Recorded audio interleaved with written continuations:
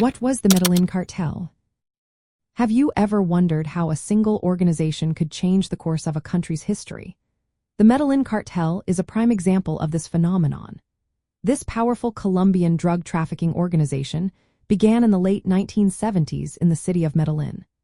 It gained global recognition during the 1980s and was founded by Pablo Escobar, along with key partners like his cousin Gustavo Gaviria and the Ochoa brothers.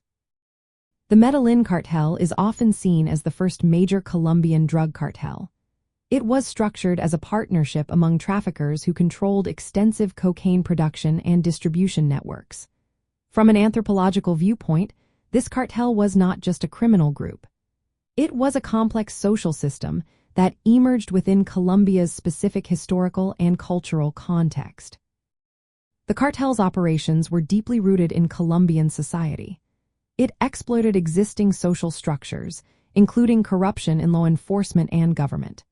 This allowed it to thrive, taking advantage of the economic vulnerabilities faced by both rural and urban populations.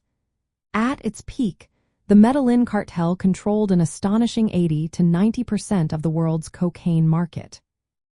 It supplied about 96% of the cocaine entering the United States, generating around $100 million each day from drug profits. This immense wealth gave the cartel significant power. It used bribery and violence to corrupt officials and intimidate opponents. The cartel employed terror tactics, including the assassination of political figures, judges, journalists, and police officers.